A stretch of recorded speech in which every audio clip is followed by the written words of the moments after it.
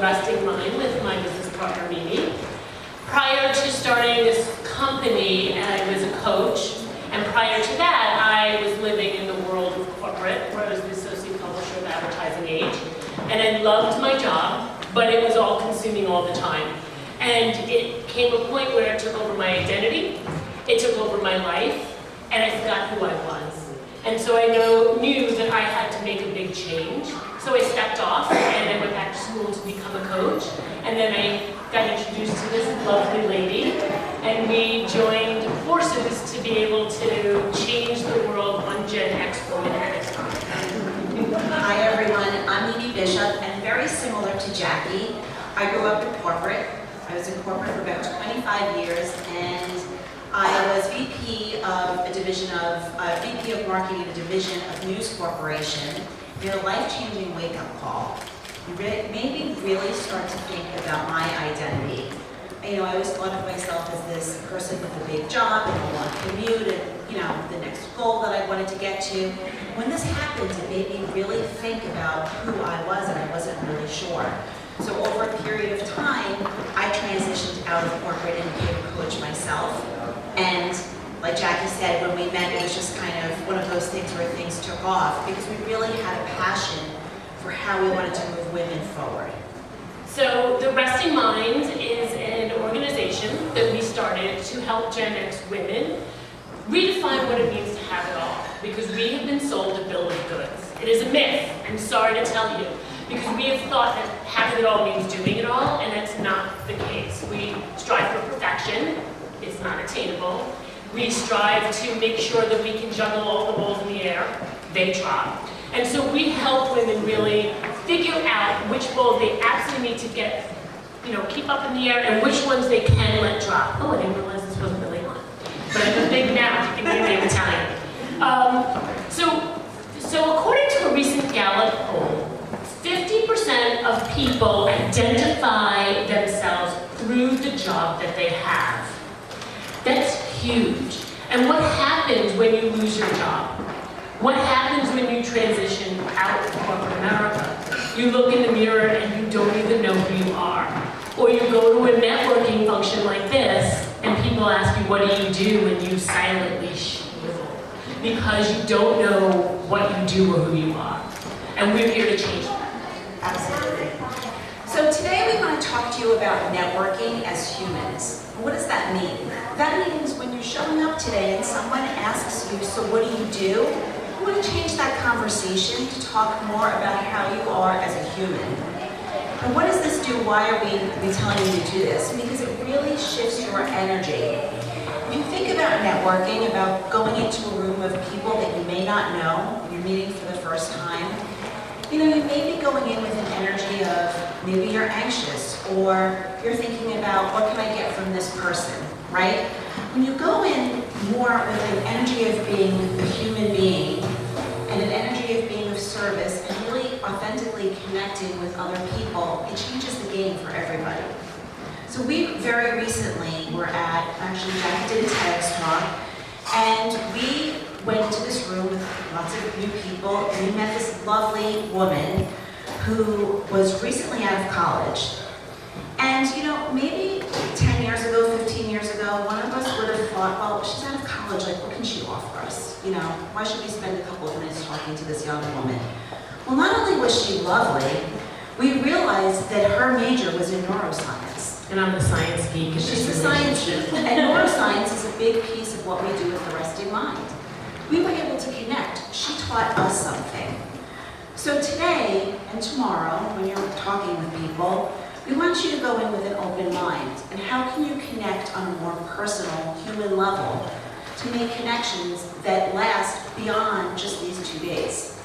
And it's so easy to revert to the question of what do you do, right? You walk into the room, you come to the table, and you meet someone, and the first thing you say is, what do you do? And especially in New York or metropolitan cities, that's how we've defined ourselves. But if we start thinking about how we ask a different question, I guarantee you you're going to get a different answer. So we were at a different networking event recently, and we were all kind of moseying around, and a group of to know each other, got together, and somebody in the group said to this woman, "What do you do?" And she shrunk. She shrunk. And we saw the energy change. And she said, "Oh, well, I resigned in June from my corporate job." And she had a big, big corporate job at a, well-known brand. Yes. And It's so, impressive. yeah, and so I said to her, and everyone just stood there, and I said, "Congratulations." And she smiled so big because we changed the dialogue. Her worth was not about the job that she had or did not have. Her worth was about her being named Jennifer. Her worth was about how much she loved New York City and having time to go to the theater. Her worth was about the latest book that she read and how we can connect on that. So what we want you to think about is, how do you change the question that you ask? So instead of asking, "What do you do?" ask, "What do you do for fun?" Ask, "What brings you here today?" Ask, "Who are you excited to hear from today?" What do you want to learn? What do you want to learn? And I guarantee you it will change the energy. As a corporate executive, and I came up through this rank of sales, I was always told that you had to go to a networking event with purpose. How many business connections you're going to make, right? I love when people nod, right? What are you going to get out of this? What's your goal? So you come at this event going, "Okay, who's going to help me get to the next level?" And guess what networking is really about? It's actually not about what you get out of an event. Networking It's is about what you give to someone else. So if you come to this event thinking about what you can do for someone else, how you can make a real connection, I guarantee you will make long-lasting relationships. And isn't that really what life is about? Isn't that what we should be putting worth on? Connections. And as we talk about doing business differently, this is something that we as women are so good at. So why not capitalize on that? Why not do something that we're so innately good at and start putting it into practice in an event like She Leads? It's a perfect opportunity. So we want to challenge you guys a little bit tonight and all day tomorrow to think about not asking, "What do you do?" How uncomfortable does that make you feel? Does anyone think that makes them feel uncomfortable? No? Yeah. So think about how you can ask a different question to start a dialogue and get to know somebody in a different way. The other thing I can't read my notes. I'm a Gen Xer, guys. I'm putting on my glasses. And the other thing is that we want you to think about how not to be a conversation hog. Has anyone ever stepped into a conversation and asked someone any question, and they proceed to tell you everything about their life, and then they turn away? Right? They give you nothing back. They don't ask. So go into every conversation being curious. Curious about who they are, so that every conversation is give and take. When you're networking, think about your body language. Has anyone ever networked, gone to a function like this, not knowing anyone, and everyone's coupled off and you don't know where to go? Like this. Like this. And they're talking, right? But look at the difference. If we're talking like this, are you going to come in and talk to us? No. But if we turn just slightly, aren't we much more inviting? And we're very inviting. Come up to us at any time. Yes. But think about that when you are talking to somebody. Just shift your body language a little bit. Put your body out. Because then what it does is it lets everybody else know you're welcome. You're welcome to come in here and join us. One other thing we want you to think about is being present, right? And we hear about this so much. It's such a, be present to the moment, to the day. But a lot of times we're in these situations and we're nervous about connecting with the person, and so we're thinking about what we may be saying. They're talking, but we're not really listening because we're like, oh my God, I hope we say something intelligent, so we're thinking about what we're going to say next. But we urge you just to be present in the moment and trust that the right conversation will come up. And listen to listen, right? Listen to talk. Because we're human. We like to hear ourselves talk, right? We like to tell everyone about ourselves.